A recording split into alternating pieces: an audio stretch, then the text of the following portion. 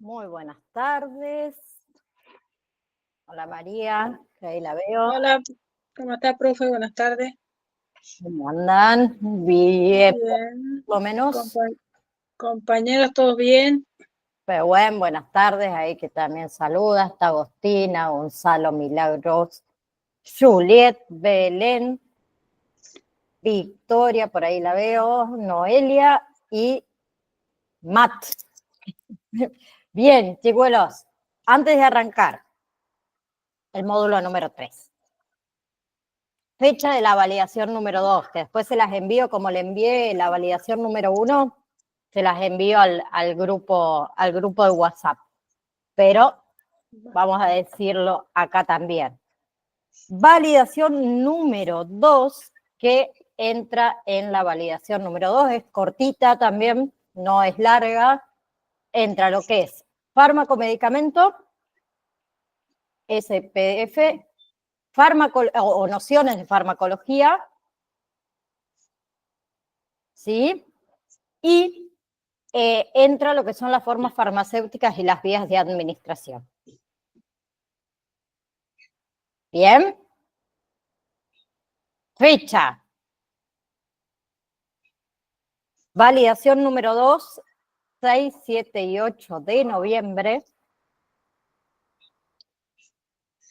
Recuperatorio 12 y 13 de noviembre. ¿Ok? Bien. Hoy arrancamos con lo que es módulo 3, biofarmacia. ¿Sí? Bien. Allí vamos entonces. Módulo 3, biofarmacia. Primero vamos a hablar un poquito de lo que es la biofarmacia, ¿sí? Después vamos a hablar de la farmacopea argentina y lo que son las normas COFA y ANMAT, ¿sí? Que entra dentro de este primer PDF que ustedes tienen, que se llama biofarmacia, ¿sí? Entonces, ¿qué es la biofarmacia en sí?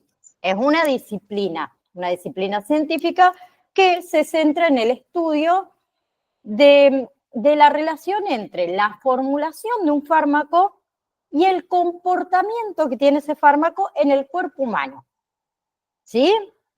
A ver, la biofarmacia es una área de la farmacia que se enfoca más que nada en entender cómo los medicamentos interactúan con el organismo, tanto a nivel celular, como a nivel molecular, como a nivel sistémico, que el objetivo en realidad que tiene es optimizar esa eficacia de ese fármaco y la seguridad para los tratamientos. ¿Sí? Y algunos de los principales aspectos que aborda lo que es la biofarmacia, ahí tenemos farmacocinética, ¿sí? Que es el estudio de la absorción, la distribución, el metabolismo y la eliminación de los fármacos en el cuerpo, ¿sí? Que hace la farmacocinética, determina en realidad la concentración de un medicamento en la sangre y en los tejidos a lo largo del tiempo. ¿Sí? Que eso va a ser crucial para entender la eficacia de ese fármaco y la toxicidad de ese fármaco. ¿Sí? Otro de los principales aspectos que aborda la biofarmacia es la formulación de medicamentos. ¿Sí? ¿Qué hace la biofarmacia? Investiga. Bien, investiga cómo esa formulación de los medicamentos, ejemplo, cápsulas, tabletas, soluciones, parches transdérmicos, afecta su liberación en el cuerpo. ¿Sí? Por otro lado, tenemos biodisponibilidad, que se refiere a, digamos, la fracción de un fármaco que es administrado, que va a llegar al torrente sanguíneo, en la forma más efectiva y más activa. Entonces, ¿qué hace la biofarmacia?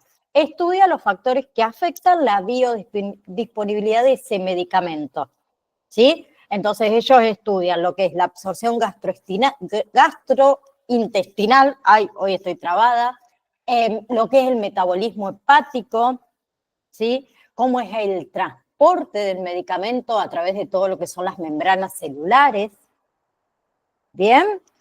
También lo que es el diseño de las formas farmacéuticas, ¿sí? Que implica esto de desarrollar, digamos, formulaciones de medicamentos que van a maximizar lo que es la absorción, lo que es la biodisponibilidad, ¿sí? Y minimizar lo que son los efectos secundarios. ¿Bien?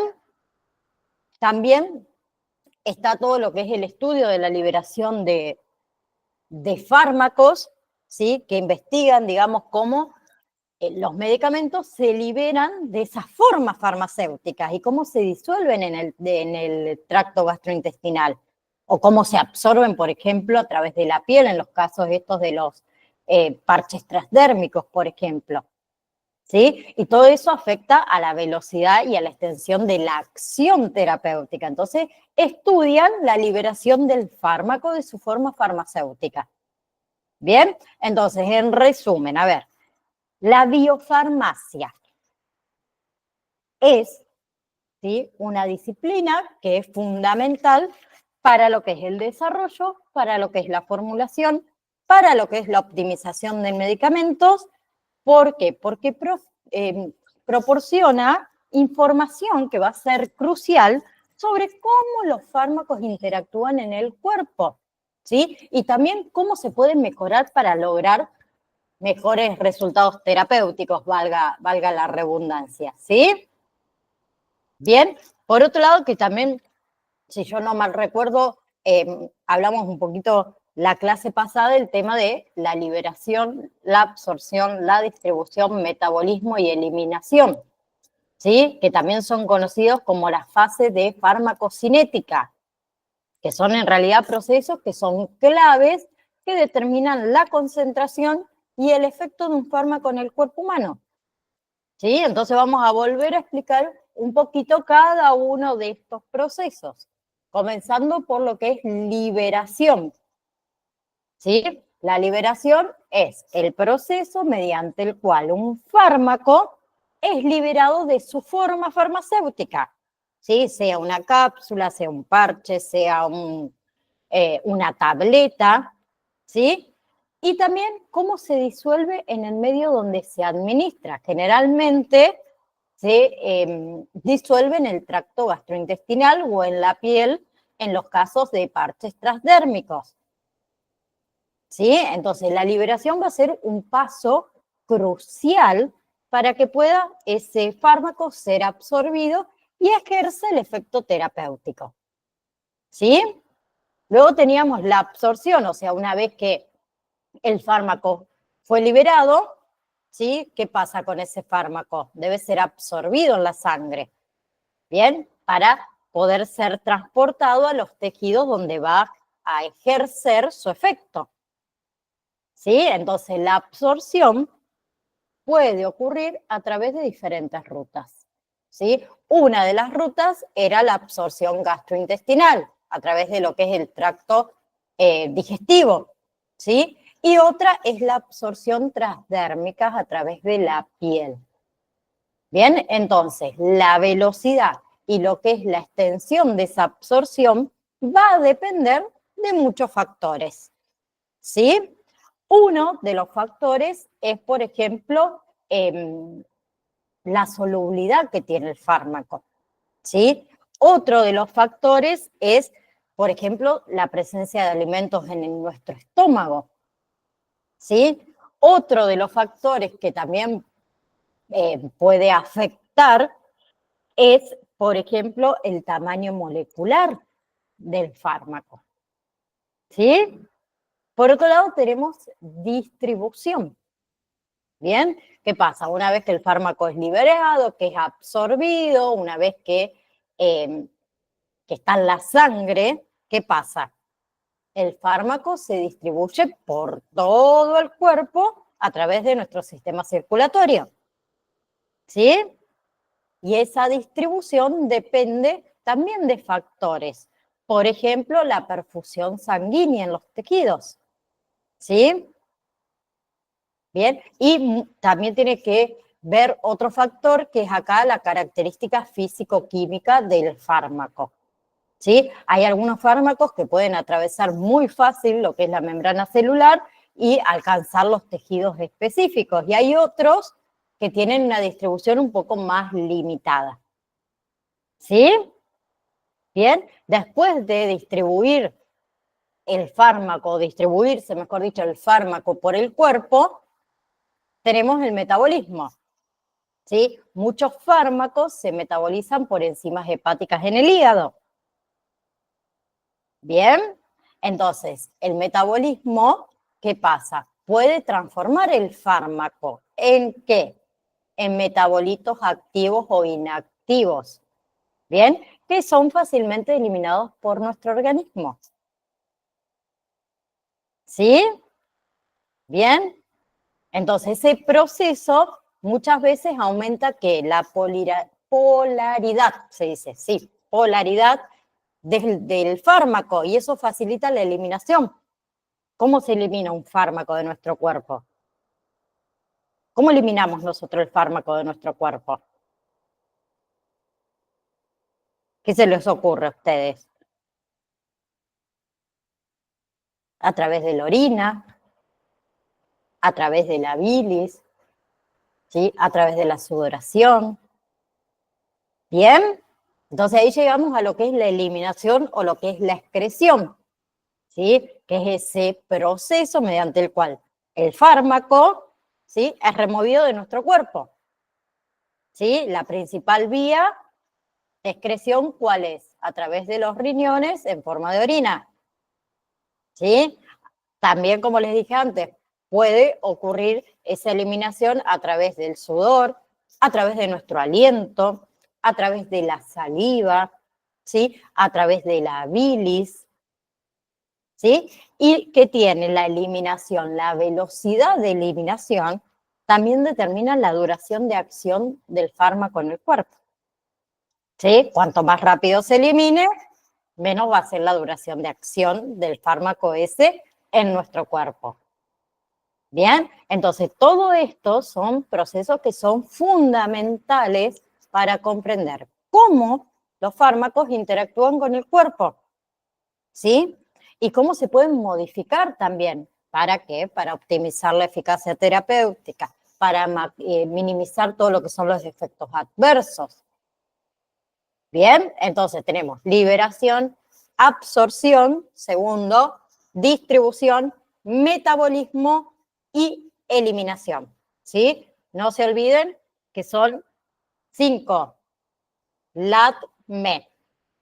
¿Se acuerdan de esa mnemotecnia? LAT-ME. L, liberación. A, absorción. D, distribución. M, metabolismo. E, eliminación. ¿Sí? ¿Vamos hasta ahí? ¿Preguntas? ¿No? Bien. Sigo entonces. Vamos también a hacer un repaso, así sigo con, como ustedes lo tienen distribuido en su PDF, el tema de las vías. ¿Sí? Tenemos vía oral, perdón. ¿Cuál era la vía oral?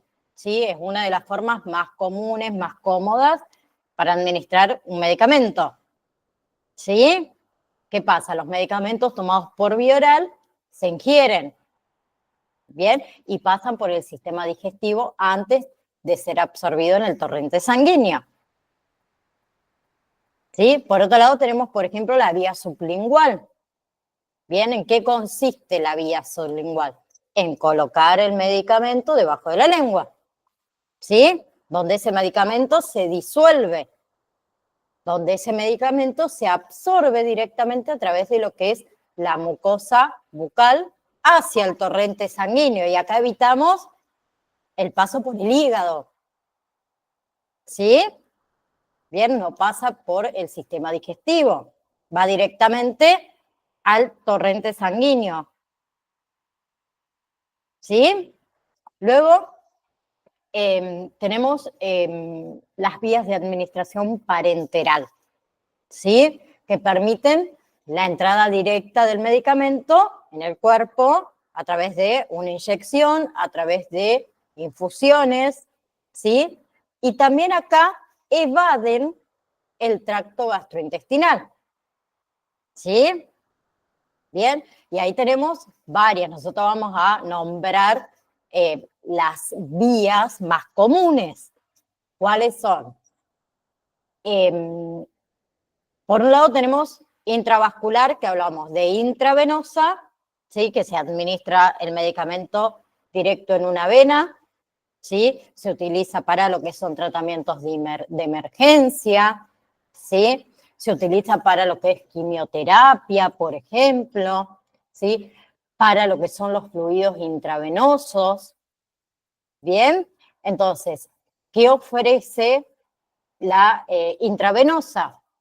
Ofrece una absorción rápida del fármaco, una absorción completa de ese fármaco, ¿sí? Y después tenemos intraarterial, ¿sí? Que se administra directamente en una arteria.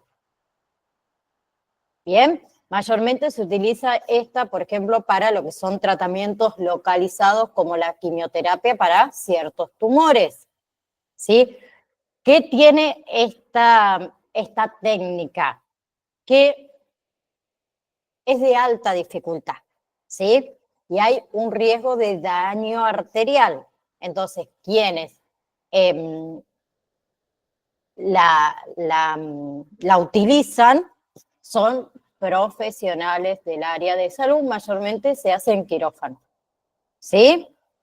Luego tenemos las que son extravascular, que ahí hablamos de intramuscular, ¿sí? La inyección en un músculo, ¿sí? Es usada muchas veces para vacunas, para analgésicos, para ciertos antibióticos, tiene muy buena absorción, ¿sí? Pero puede causar bastante dolor en el sitio de la inyección, ¿sí? Luego tenemos subcutánea, ¿sí? Inyección en el tejido subcutáneo, ¿sí? Justo debajo de la piel, se utiliza mucho para lo que es insulina, ¿sí?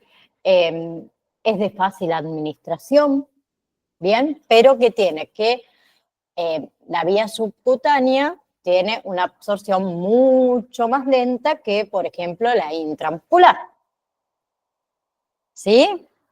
Por otro lado tenemos intratecal, ¿sí? Es esa inyección que se coloca en el espacio alrededor de la médula espinal, ¿sí? Se utiliza mucho para lo que es analgesia, ¿sí? Se utiliza, por ejemplo, para lo que es el tratamiento de la meningitis. Bien, ¿qué tiene esta técnica? Que es invasiva, ¿sí? Y que requerimos de una alta especialización para colocarla, ¿sí? Después tenemos la otra, que las mujeres que tuvimos cesárea la conocemos también muy bien, que es la epidural, ¿sí? Esa inyección que se coloca en el espacio epidural, ¿sí? Dentro de lo que es el canal espinal, ¿sí? Se utiliza para anestesia, ¿sí? Por ejemplo, durante el parto, ¿sí? Se utiliza para lo que es anestesia también del control del dolor postoperatorio. ¿Bien? Luego tenemos intracardíaca. ¿Se acuerda que la nombramos también a esta? Que se administra directamente en el corazón, ¿sí? Esto sí se utiliza en situaciones realmente de emergencia extrema, por ejemplo, en el caso de un paro cardíaco. ¿Bien? Luego tenemos vía de administración rectal, ¿sí? Donde se utiliza para introducir el medicamento a través del recto, ¿sí? Donde la absorción del medicamento se hace a través de la mucosa rectal y ahí entra directamente en lo que es el torrente sanguíneo, o sea que tampoco pasa por el tracto gastrointestinal. Luego tenemos vía cutánea, ¿bien? Esos medicamentos que se administran a través de la piel, ¿bien? Mayormente para efectos más locales o efectos también sistémicos, ¿sí? Como eran las cremas, ¿bien? Otra vía pulmonar, ¿sí? Acá en este tipo de vía se administra el medicamento directamente en los pulmones, mediante lo que es inhalación, ¿sí? Se utiliza mucho para todo lo que son afecciones respiratorias. ¿Bien?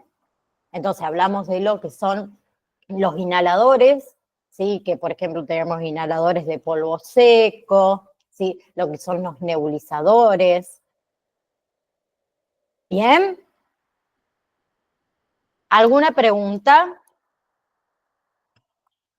¿Me van a dejar hablando sola hoy? Che. Después termino rápido y les viene la validación y después preguntan, ¿por qué tan rápido? Bueno. Siguiente. Igual es un PDF que no es largo, si los que lo pudieron estar leyendo, lo que vimos hasta ahora, en el principio ya lo habíamos charlado un poco también en el módulo anterior. Ahora vamos a hablar de las normas COFA, Confederación Farmacéutica Argentina. ¿Sí? ¿Qué es la Confederación Farmacéutica Argentina? Es desde el año 1935, ¿sí? La organización farmacéutica, opa, ahí está, ¿sí? Ahí está, estaba llamando por teléfono, perdón. Es, decía, una organización farmacéutica, ¿sí? Que agrupa a varios colegios, a varios círculos, a varias federaciones y asociaciones de farmacéuticos provinciales, ¿sí? Donde se le brinda la atención a través de distintas farmacias que están distribuidas en todo nuestro país. ¿Bien?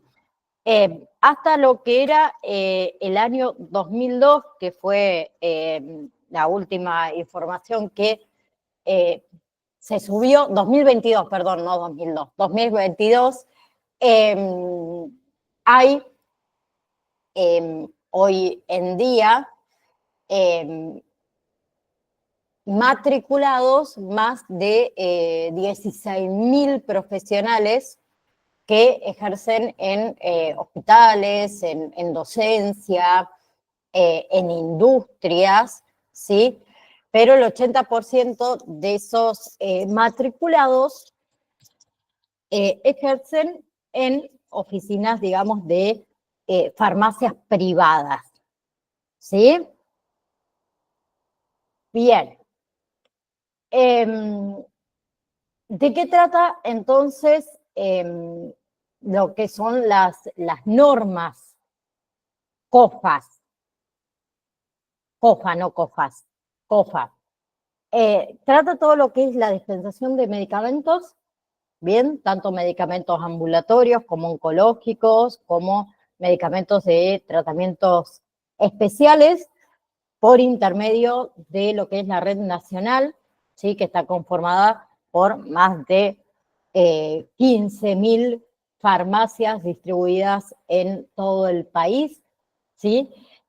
Donde le facilitan el acceso del medicamento a lo que son los afiliados, ¿sí?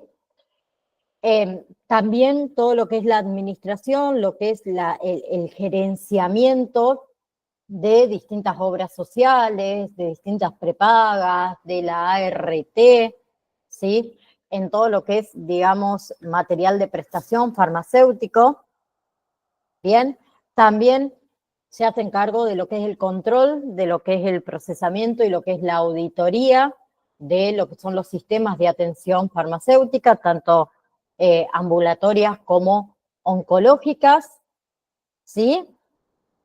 Bien. ¿De qué se aseguran?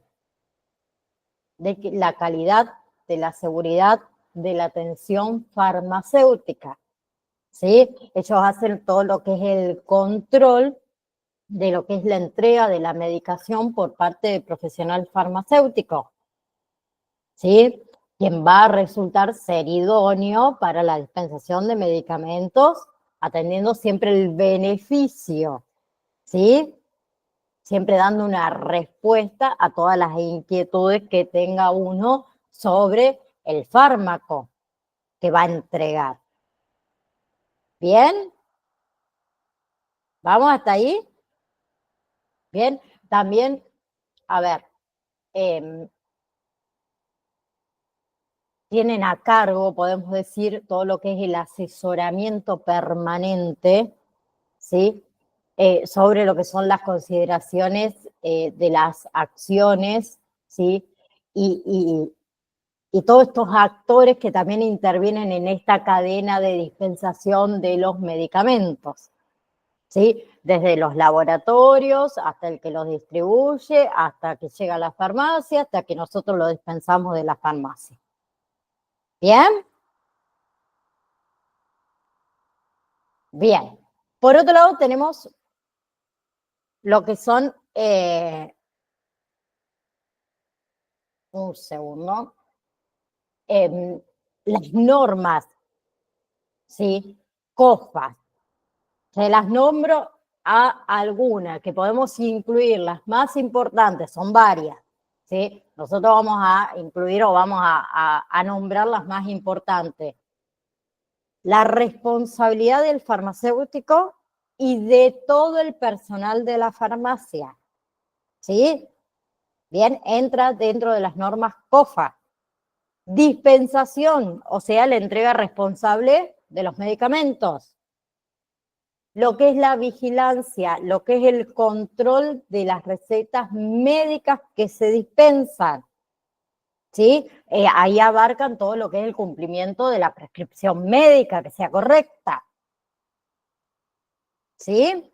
Luego, todo lo que son los servicios farmacéuticos, ¿sí? Se aseguran de lo que es la calidad de medicamentos, ¿bien? Los deberes éticos y profesionales, ¿sí? Y lo que es la información de farmacovigilancia. ¿Bien? Entonces nosotros sí vamos a hablar de lo que es la etapa de dispensación, que es la parte que nos va a tocar a nosotros a la hora de trabajar. ¿Sí? Nosotros debemos recepcionar a ese paciente cliente, ¿no? ¿Sí? Luego, ¿qué debemos hacer? Una vez que nosotros recepcionamos a este paciente cliente, que viene con una receta médica, ¿qué tenemos que hacer nosotros? La lectura y la interpretación de la receta. Bien. Si no entendemos lo que dice la receta, Preguntamos al farmacéutico, bien, al farmacéutico matriculado bien. Y si no está el farmacéutico matriculado, y algún compañero que quizás tenga más experiencia que uno. bien. Luego seleccionamos el medicamento, ¿sí? Nos tenemos que asegurar ahí de que el nombre, que la concentración, que la forma farmacéutica, que la presentación del medicamento que nosotros vamos a dispensar corresponde con lo que está prescrito en la receta médica, ¿sí? Después vamos a hacer todo lo que es la inspección visual, ¿sí? Comprobar que ese medicamento tenga el aspecto adecuado, tenga la forma adecuada, verificamos los envases, ¿sí? Mayormente vienen el envase primario y el envase secundario, ¿sí? Que los vamos a verificar, a ver si están en condiciones, ¿bien? Y luego nos puede tocar el tema de la información al paciente, que nos pregunte algo, ¿sí? Con respecto a ese fármaco que estamos dispensando, ¿sí? Bien. Y acuérdense siempre de la entrega del medicamento en envoltorio, ¿sí? Bien, otra cosa que podemos agregar ahí también, que lo vimos un poco en atención al cliente, es el seguimiento de ese paciente cliente, ¿sí? Digamos, instruir a ese paciente cliente para que vuelva a la farmacia si por ahí a lo mejor se le presenta alguna complicación, algún problema relacionado con ese medicamento o necesita un poco más de información, ¿sí? Bien. Por otro lado, tenemos ANMAT, bien, que seguramente lo han escuchado nombrar muchísimas veces, que es la Administración Nacional de Medicamentos, Alimentos y Tecnología Médica, ¿sí? Que es un organismo que está descentralizado, que se encuentra dentro de lo que es el ámbito del Ministerio de la Salud de la Nación, ¿sí? Con respecto a todo el territorio de nuestra nación. ¿Bien? Nosotros vamos a ver las principales funciones establecidas en lo que es el decreto 1490/1992, ¿sí?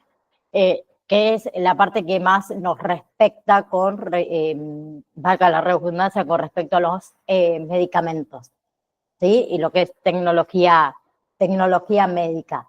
Bien, entonces, las principales funciones es lo que es el control, ¿sí? Lo que es la fiscalización sobre lo que es la sanidad, ¿sí? Sobre lo que es la calidad de las drogas, los productos químicos, los reactivos, las formas farmacéuticas, los medicamentos, en todos los elementos de diagnóstico, todo lo que son los materiales, todo lo que son las tecnologías biomédicas, ¿sí? Todo lo que respecta a lo que son los productos de uso y de aplicación en lo que es la medicina humana, ¿sí? Esa es una de las principales funciones de la Administración Nacional de Medicamentos, Alimentos y Tecnología Médica. Otra de las funciones principales es lo que es el control y la fiscalización sobre la sanidad, la calidad de alimentos, ¿sí? Los aditivos, los colorantes, los edulcorantes, todos estos, digamos, ingredientes que son utilizados en la alimentación humana, ¿sí? También lo controla ANMAT. Otra cosa, el control y la fiscalización sobre lo que es los productos de higiene, los productos de tocador, los productos de cosmética humana, ¿sí? Y todo lo que son las drogas y las materias primas que componen todos estos productos, ¿sí? Otra función que tiene ANMAT es la vigilancia sobre lo que es la eficacia, ¿sí? Y la detención de efectos secundarios que resulten del consumo o resulten de la utilización de todos estos productos, todos estos elementos, todos estos materiales que vinimos hablando hasta recién. ¿Sí? Bien. También ANMAT controla lo que es actividades, todo lo que son los procesos, todo lo que son las tecnologías que se realicen en función del aprovisionamiento, lo que es la producción, la elaboración, ¿sí? El fraccionamiento, bien, la importación, la exportación, lo que son los depósitos, ¿sí? La comercialización de todos estos productos, estas sustancias, estos elementos y los materiales consumidos y utilizados en medicina, alimentación y cosmética humana junto con higiene. ¿Sí? Bien. Y por último, otra de las principales funciones que tiene es la realización de acciones de prevención, ¿sí? Y acciones de protección de la salud de la población. Bien, ¿vamos hasta ahí? ¿Alguna pregunta? No. Yo me parece que les voy a cambiar el material de estudio y le voy a poner más material de estudio porque es muy cortito lo que tienen ustedes ahí. Bueno, bien. Dentro también de este PDF que yo les había armado, que ustedes tienen, volvemos a tocar el tema de los medicamentos genéricos y los medicamentos comerciales o los medicamentos originales. ¿Sí? Así que vamos a hablar nuevamente de esto para que nunca se les olvide que es exactamente lo mismo, tienen la misma acción terapéutica. ¿Sí?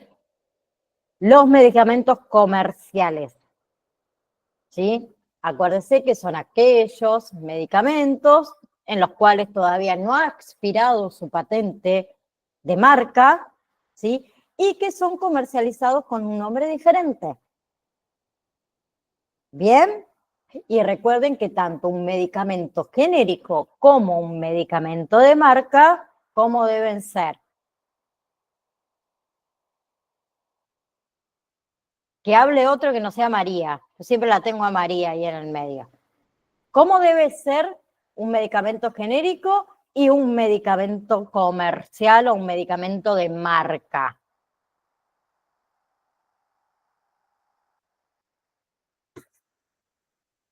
Exactamente desiguales.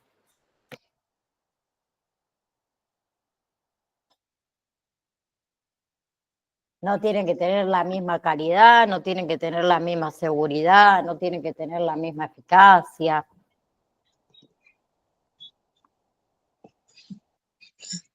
No, tienen que ser exactamente iguales. Exactamente iguales. Sí, en calidad, Perdón, profe. en seguridad. Es que siempre te tengo a vos, María, hablando. Los demás están ahí, calladitos. Entonces yo quiero que los otros también me participen, che. María va a decir, bueno, la única que se recibe, María del Río, los demás no participan. No, mentira, era una broma. No, eso es joda.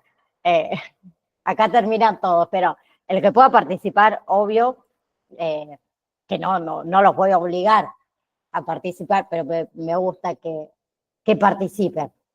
Bueno, ahora estamos repasando entonces, ¿qué es un principio activo?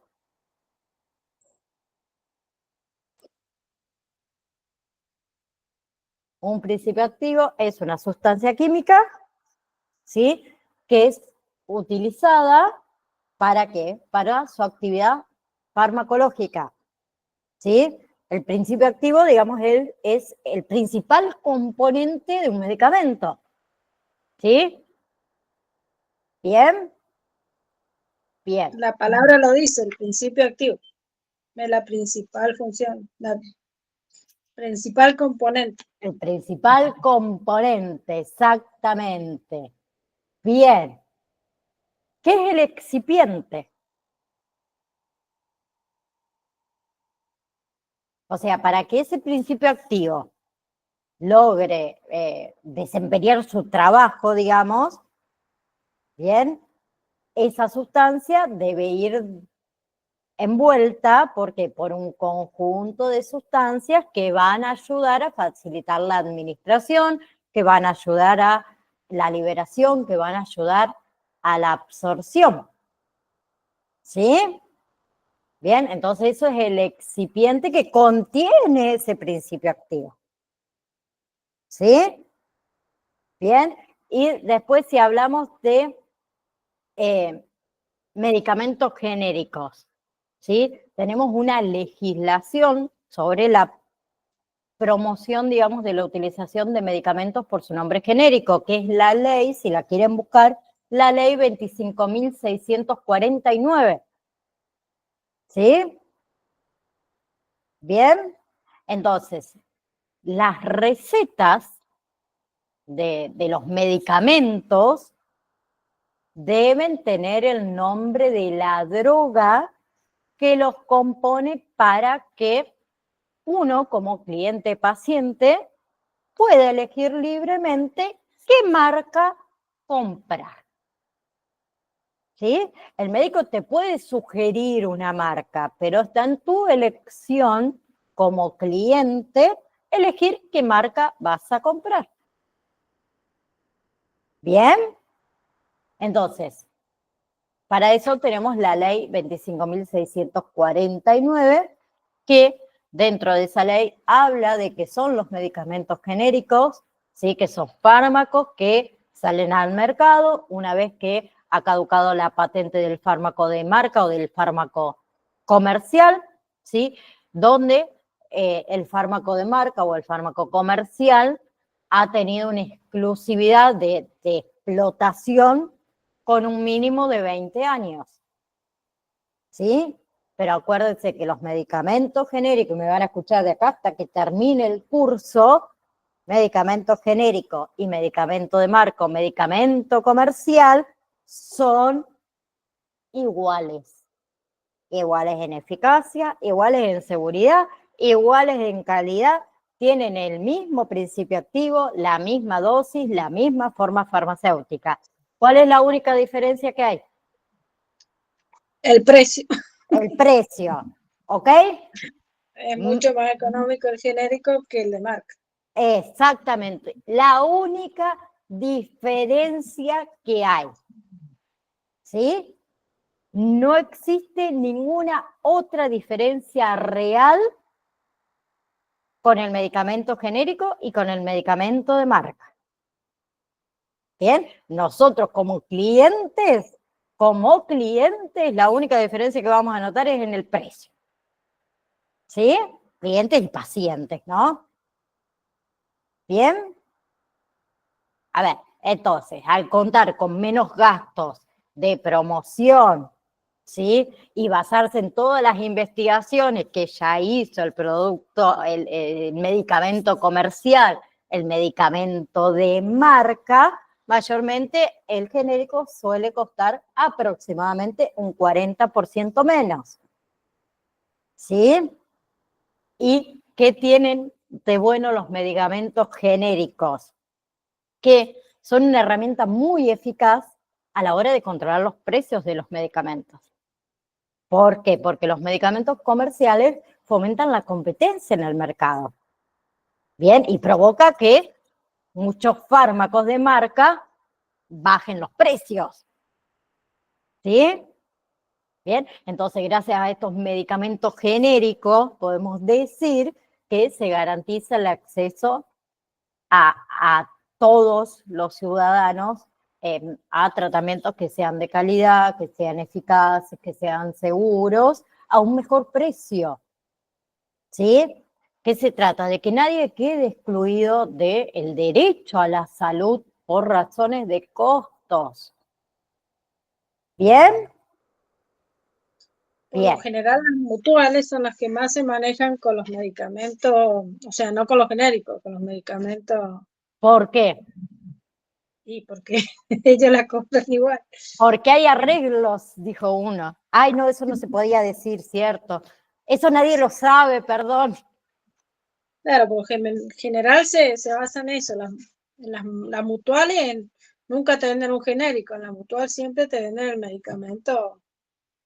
Porque conviene con el precio. Ganan más, diría uno. Lo mismo pasa, a ver, el tema de los visitadores médicos. No tengo nada en contra de los visitadores médicos, al contrario. Pero hay muchos médicos que recomiendan X marca porque tienen acuerdos bueno, entre los visitadores médicos y los médicos en sí. Después quedan cada uno, a ver, como dije, cuál va a comprar. El médico te lo puede recomendar. ¿Sí? Bien. Entonces, ¿qué tipo de fármacos pueden ser genéricos? Todos. ¿Sí? Bien. Todos los medicamentos van a ser susceptibles a tener su correspondiente fármaco genérico una vez que caduque la patente. ¿Sí? Bien. Los más comunes, nosotros conocemos el ibuprofeno, el omeprazol, ¿sí? Que están indicados para dolencias, digamos, leves, pero también existen medicamentos genéricos de alta especialización, ¿sí? Que son indicados, por ejemplo, para tratamiento de cáncer, ¿sí? Para los trasplantes, ¿bien? Donde ahí sí uno se le hace mucho más accesible esos tratamientos a la sociedad en general. ¿Sí? Ustedes saben que los tratamientos de cáncer, los tratamientos de trasplantes son costísimos, pero cuestan horrores, barbaridades, ¿sí? Y y muchas obras sociales, muchas prepagas, también se hacen bastante, los pavos, y no te quieren dar los fármacos, los medicamentos que corresponden. ¿Sí? Bien, a ver, igual, todos estos medicamentos, estos fármacos genéricos, por ejemplo, para lo que son los tratamientos de cáncer, ¿sí? Sí exigen un desarrollo científico mucho más complejo, requiere de mucha más tecnología especializada y obviamente los costos también no son accesibles como comprar un genérico de ibuprofeno. ¿Sí?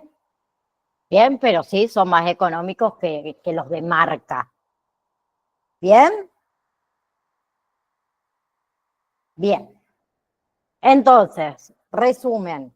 El principio activo es el ingrediente principal de un medicamento, ¿sí? De ese medicamento que ejerce la acción terapéutica, o sea, la cura. ¿Bien? Los medicamentos genéricos contienen exactamente la misma cantidad de principio activo y producen exactamente el mismo efecto que los de marca, ¿sí? Son idénticos en calidad, eficacia y seguridad. ¿Bien? Bien. Ahora, nociones de biología y metabolismo, vamos a charlar un poquitito nomás y así lo retomamos muy bien la clase próxima, pero vamos a hablar de qué es la biología. Sí, acá retomamos un poco la primaria, un poco la secundaria, también ahí hablando de los diferentes reinos que hay. A ver, la biología, ¿sí? Que el nombre biología proviene del griego bio, que significa vida, y logía, que significa ciencia o significa saber, es una de las ciencias naturales, ¿sí? Que tiene como objeto de estudio esto de comprender las distintas formas y las distintas dinámicas de la vida, o sea, el origen, la evolución, la adaptación, lo que son los procesos propios de los seres vivos, o sea, la nutrición, el metabolismo, ¿sí? El crecimiento, la reproducción, ¿bien? Y todos también los diversos mecanismos posibles de existencia, ¿sí? Entonces, los biólogos, ¿a qué se dedican? Se dedican a estudiar estas semejanzas y estas diferencias entre las especies, ¿sí? Y las ordenan en diversos reinos de clasificación. ¿Alguien se acuerda cuáles son esos reinos de clasificación? Son 6, si no me equivoco. Sí, 6. El reino animal, el reino vegetal, por otro lado, el reino de los hongos, ¿sí? El reino bacteriano, el reino protista, ¿se acuerdan?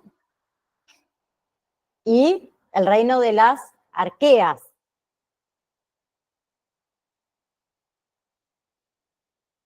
¿Bien? Bien, entonces, reino animal son los que poseen una capacidad de movimiento muy desarrollada, ¿sí? Reino vegetal, bien, son seres, ¿se acuerdan? Autótrofos, ¿sí? Bien, que obtienen su energía generalmente del aprovechamiento de la luz solar a través de lo que es la fotosíntesis. Por otro lado teníamos, les nombré yo, el reino protista, que son seres microscópicos, ¿sí? Bien.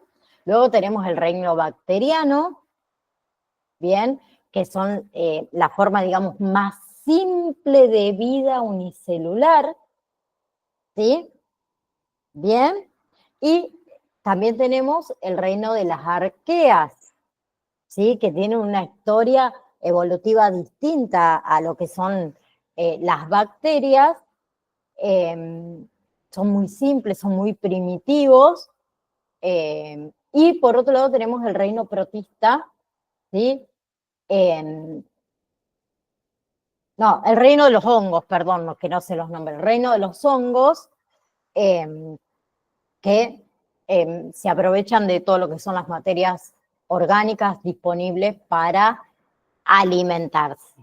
Eso se los nombro solo para que vayan retomando un poco lo que han estudiado en algún momento. ¿Sí? Ahora yo les pregunto a ustedes, ¿qué son los seres vivos? ¿Quién puede definir qué es un ser vivo? O mejor dicho, no, voy a cambiar la pregunta. ¿Qué características, ¿sí?, son propias de los seres vivos?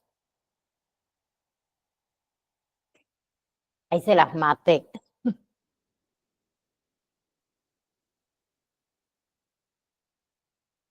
Para clasificar a un ser vivo, ¿qué característica tiene que tener? Estar vivo, que tenga vida. Sí. ¿Qué más? En forma de clasificación, digamos. Para que un ser vivo tiene que tener vida. Tiene que Bien. comer, reproducirse. Bien. Me gustó también. O sea, Reproducir. el ser vivo nace, crece, se reproduce, se alimenta.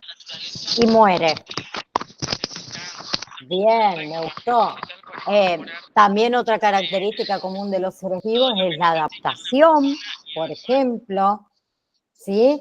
La reproducción que lo nombró la compañera, el movimiento, ¿sí? El movimiento puede ser muy obvio, por ejemplo, los animales, ¿sí? Pero es menos evidente en qué. Por ejemplo, crecimiento, me gustó también Noelia, bien, crecimiento, ¿sí? El movimiento, que yo le decía que puede ser menos evidente en el flujo sanguíneo de los animales, en el flujo del agua, en la fotosíntesis que generan las plantas, ¿sí? Entonces, a ver, para definir qué es un ser vivo, se debe tener en cuenta que todos los seres vivos poseen una serie de características en común, ¿sí?, que les son propias. ¿Bien? Una de las oxígeno que brindan, necesitan oxígeno, muy bien. Una de las características es la organización específica. ¿Sí? Bien, la teoría celular que establece que todos los organismos están formados por células. ¿Sí? Otra característica es el metabolismo. Otra, el crecimiento. ¿Sí? Bien. Otra era el movimiento. No hay problema, Juliet, ya terminamos. Irritabilidad es otra, ¿sí? Los seres vivos, ¿qué hacemos? Reaccionamos a los estímulos, ¿sí? Bien, la reproducción es otra característica y la adaptación. Bien, entonces, clase que viene, vamos a hablar de eso, vamos a hablar también un poco de la organización de la vida, ¿sí? No tan en profundidad, pero vamos a ver lo que, o vamos a charlar, mejor dicho, de los niveles de organización de la vida, que hablamos de los niveles de organización bióticos, ¿sí? Que hablamos un poquito de lo que es el nivel celular, ¿sí? El nivel pluricelular, ¿se acuerdan de todo eso? ¿O no? Más o menos, más o menos. Bien, después vamos a charlar no en profundidad, sino de los niveles de organización abióticos, que ahí entraría lo que es el nivel subatómico, nivel molecular, así muy por arriba, porque a nosotros no nos hace falta, pero sí vamos a hablar dentro de ay, se me fue la palabra, de la organización de la vida, de lo que es el metabolismo, ¿sí? De lo que es el anabolismo, lo que es el catabolismo, ¿bien? Cuáles son las funciones de cada uno de ellos. Vamos a hablar de lo que son las grasas, las vitaminas, ¿sí? Que algo que me gustaría que el que pueda, con respecto a las vitaminas, ¿sí? A los diferentes tipos de vitaminas que hay, tanto las vitaminas liposolubles, que son la vitamina A, la vitamina D, E y la vitamina K, y dentro de las vitaminas hidrosolubles, que son las vitaminas, todas las vitaminas del grupo B y la vitamina C, que el que pueda busque en qué alimentos nosotros podemos encontrar cada una de las clases de vitaminas que nuestro cuerpo necesita para mantenerse sano. ¿Sí? Bien, porque hay vitaminas que no solo la podemos obtener de alimentos, hay otras que la podemos obtener del sol, como es la vitamina D. No todo de suplementos. ¿Sí? Entonces me gustaría que ya que vamos a hablar un poco del tema de las vitaminas y de las funciones de las vitaminas y cada una de las vitaminas, que busquen ustedes en qué alimentos podemos encontrar cada una de estas vitaminas para que también nosotros vayamos teniendo un poquito de noción de la forma en que los alimentamos cada uno, ¿sí? Que no muchas veces es la correcta. Bien. ¿Alguna pregunta? ¿Quedó entendido? Ah, otra cosa que me preguntó María también, el tema de las filminas y PowerPoint, en realidad, que hay de sistemas y aparatos. No van a imprimir las 170 hojas que hay, por favor. No hay problema, Noé. No impriman esa hoja. Yo paso el PowerPoint, que en realidad lo estoy modificando para que no sea tan largo, y siempre suelo colocarle el PowerPoint que paso en la clase en el campus virtual, pero no hace falta que lo impriman, ¿sí? Solo se los dejo para que lo lean desde ahí o lo vean desde ahí, pero no se van a poner a imprimir en serio 170 hojas porque es una locura, ¿sí? Ya las imprimió, dice Noelia. Ay, ¿cómo no lo dije antes? ¿Cómo no me escribiste? Claro, yo por eso, yo tengo una amiga que le paso para que me baje, me imprima todos los PDF y cuando me dice, ¿estás segura que son 177? Entonces por eso le mandé el mensaje. No me di cuenta de aclarárselo, perdón. Para la próxima no se los habilito hasta que no les pase el PowerPoint. Eso me pasó por habilitarlo antes de tiempo. Bueno, perdón. Sí, la próxima les aviso. Bueno, eso, busquen lo de las vitaminas y si Dios quiere, bueno, nos vemos el próximo martes, sí, martes a las 3 de la tarde, ¿sí? Les mando un saludo enorme a cada uno de ustedes, que tengan una hermosa A las 2 semana. de la tarde, profe. A las 2 de la tarde, perdón. Yo estoy viendo que son las 3, entonces me confundo porque antes yo tenía el otro curso y ahora no lo tengo antes, entonces por ahí me tengo que volver a acostumbrar al horario, perdón, a las 2 de la tarde. Así, a las 2 de la tarde. Ahora sí, nos estamos viendo. Después les mando el tema del examen al campus virtual. No, perdón, al grupo de WhatsApp. Ya está, no hablo más porque voy a decir cualquier cosa. Les mando un beso enorme. Chao, Chao, chao. compañeros, que estén bien.